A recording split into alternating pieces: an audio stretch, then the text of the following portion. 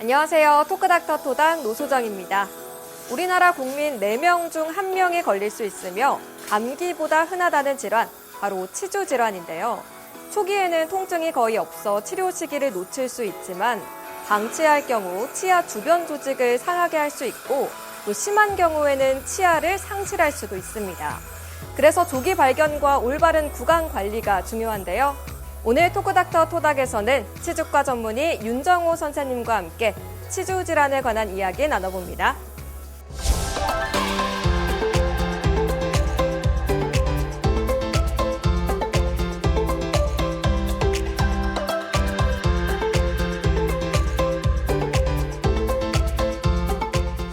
네, 선생님 안녕하세요. 네, 안녕하세요. 네, 오늘 치주 질환에 대해서 말씀해 주실 텐데요. 치주 질환이 감기만큼 흔하다라는 말이 있더라고요. 그만큼 많은 분들이 앓고 계시다는 말인 것 같은데 이 치주 질환이 정확히 어떤 질환인가요? 네, 치주 질환으로 고생하시는 분이 많을 것 같은데요. 치주 질환은 여러분이 아시는 핑크색으로 보이는 잇몸과 그 하방을 구성하고 있는 치조골이라는 뼈에 염증이 생기는 염증성 질환입니다. 보통 잇몸병이라고 불리는 치은염과 그리고 치주염으로 나뉠 수가 있는데요. 초기에는 단순히 붓고 피가 날 수가 있는데 이게 진행이 되면 이가 흔들리다가 결국에는 치아를 발치할 수 있는 어떻게 보면 무서울 수 있는 질환일 수 있습니다. 감기만큼 흔하다라고 해서 그냥 쉽게만 생각하면 안 될 것 같은데 또 많은 분들이 앓고 계실 수 있으니까 궁금한 점들도 많으셨던 것 같더라고요. 이런 궁금증들 이번에 한번 살펴보는 시간 갖도록 하겠습니다. 네. 궁금증 모아모아 베스트 3 시작합니다. 네, 첫 번째 궁금증 바로 한번 확인해 보겠습니다. 치주 질환은 왜 생기나요? 좀 가장 기본적인 질문일 수도 있는데 또 가장 많은 분들이 궁금해 하신 것 같습니다. 원인은 어떤 게 있을까요? 네, 치주 질환은 기본적으로 입안에 생기는 치태, 치석에 의해서 생기는 것인데요. 치태는 치아 표면에 있는 얇은 막 같은 건데요. 박테리아가 모여서 균덩이를 이룬 것이라 볼 수 있습니다. 치석은 이러한 박테리아 균덩어리가 시간이 지나서 단단하게 굳게 되면 생기는 것인데요. 이러한 치태와 치석이 모여서 진행이 되면 염증을 만들게 되고요. 이러한 염증이 더 진행이 되면 잇몸 밑으로 파고들어서 하방에 있는 치조골을 녹이게 됩니다. 그래서 결국에는 이러한 치태와 치석에 의해서 이제 생기게 되기 때문에 올바른 구강 위생 관리가 부족하게 되면 치주 질환이 더 잘 생길 수 있게 됩니다. 또한 흡연, 당뇨, 유전적 요인 등이 있으면은 이러한 치주 질환의 발병률이 더 높아지게 됩니다. 네, 그럼 이어서 두 번째 궁금증도 확인해 보겠습니다. 치주 질환은 전염되나요? 라는 건데 충치는 전염이 되잖아요. 네. 치주 질환도 전염이 되나요? 네, 맞습니다. 우리가 알고 있는 일반적인 전염병처럼 그렇게 쉽게 전염되진 않지만 구강 내 박테리아나 구강 접촉을 통해서 옮겨질 수 있는데요. 그렇기 때문에 구강 위생 관리를 더 잘해야 된다고 볼 수 있습니다. 그렇지만 전염이 된다고 해서 모두 다 치주 질환에 걸리는 건 아니고요. 구강 위생 관리가 부족하거나 특정한 개별 환경이 위반이 되게 되면 이런 치주 질환이 유발될 수 있습니다. 네, 그럼 이어서 세 번째 궁금증도 확인해 보겠습니다. 더 조심해야 하는 위험군이 있나요? 라는 건데 물론 모든 사람이 치주 질환에 걸릴 수 있지만 특히나 더 주의해야 되는 위험군도 있을까요? 네, 모든 사람이 치주 질환에 걸릴 수 있지만 특히 흡연을 많이 한다거나 전신적으로 당뇨가 있다거나 스트레스를 많이 받거나 특별한 유전적 요인 등이 있는 사람 등엔 더 치주 질환 입원율이 더 높다고 할 수 있습니다. 그리고 임신을 하거나 아니면 갱년기에 있는 분들 같은 경우에도 이러한 전신적 문제 때문에 치주 질환이 더 쉽게 걸릴 수 있는 위험군에 속하게 됩니다.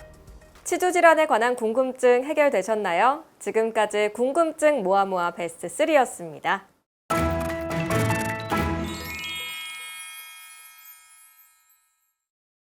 네, 이렇게 치주 질환을 확인을 하게 되면은 치료도 받아야 될 것 같은데 치료 과정은 좀 어떤 식으로 진행이 되나요?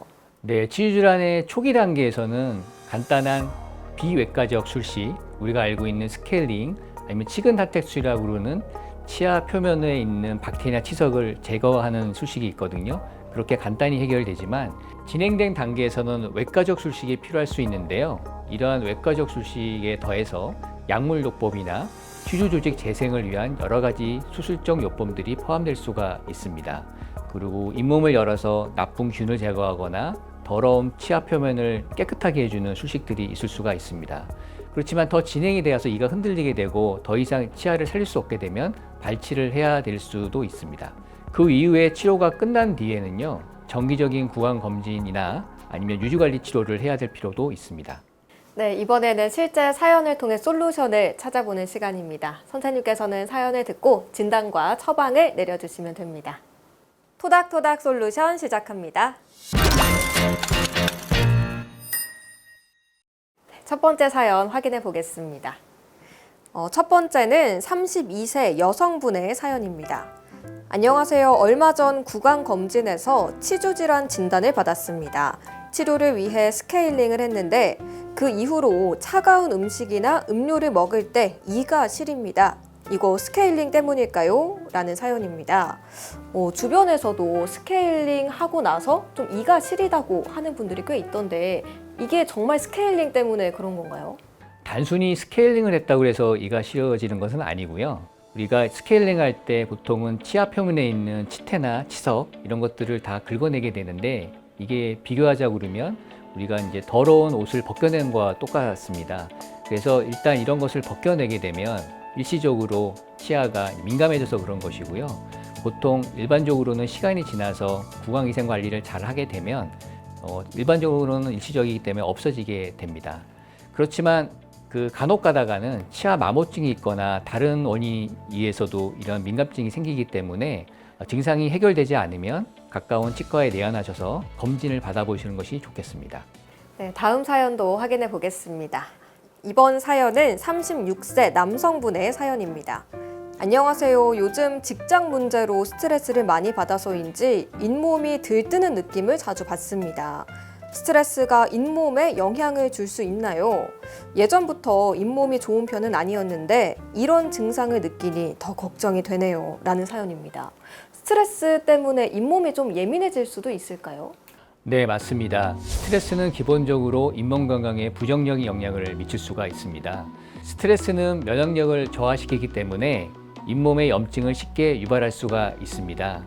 이로 인해 잇몸이 들뜨는 느낌이나 잇몸 질환을 더 쉽게 유발할 수가 있습니다. 많은 고민을 한다거나 아니면 걱정이 많다거나 그것도 중요한 요인이라고 볼 수가 있을 것 같습니다. 스트레스를 관리하고 적절한 구강위생 관리를 잘 유지하는 게 중요할 것 같습니다. 많은 도움 되셨나요? 지금까지 토닥토닥 솔루션이었습니다. 네, 이번에는 퀴즈를 통해서 치주 질환에 대해 더 쉽고 재밌게 이해해보는 시간입니다. 건강상식 능력고사 시작합니다.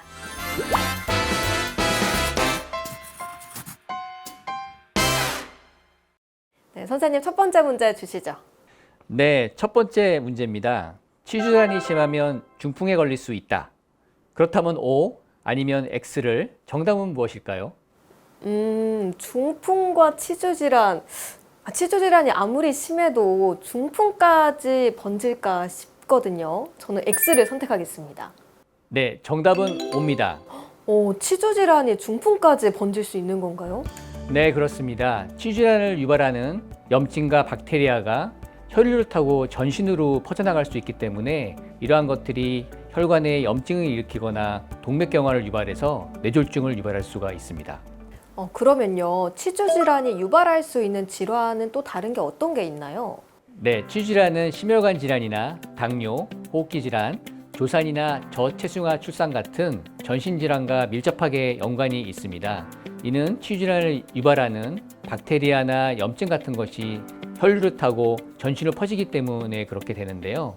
그래서 결과적으로 다시 말씀드리면 치주 질환과 다양한 전신 질환이 밀접하게 연관이 있습니다. 네, 그럼 이어서 두 번째 문제도 풀어보겠습니다. 네, 다음 문제입니다. 갱년기에는 치주 질환의 발생 위험이 높아진다? 그렇다면 O 아니면 X를 선택해 주세요. 갱년기를 앞에서 한번 언급을 해주신 것 같거든요. 방송을 열심히 보신 분들이라면 맞히실 수 있을 것 같은데 저는 O를 선택하겠습니다. 네, 정답은 O입니다. 많은 분들이 연관이 없다고 생각할 수가 있을 것 같은데요. 갱년기에는 보통 호르몬 변화가 생기잖아요. 이러한 변화에 의해서 염증 반응을 더 쉽게 유발할 수 있기 때문에 갱년기 여성분들은 잇몸 질환에 유발될 확률이 더 높아지게 됩니다. 그래서 이러한 갱년기 여성분들의 경우에는 잇몸 구강 관리를 더 철저히 해야 될 필요가 있습니다.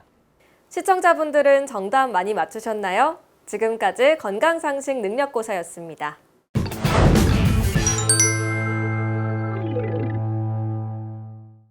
네, 선생님, 치아 건강은 오복 중 하나다라는 말도 있잖아요. 사람들이 치아 건강을 위해서 또 잇몸 건강을 위해서 이것만은 꼭 실천했으면 좋겠다 하는 게 있을까요? 네, 가장 중요한 거는 정기적인 양치질을 하는 겁니다.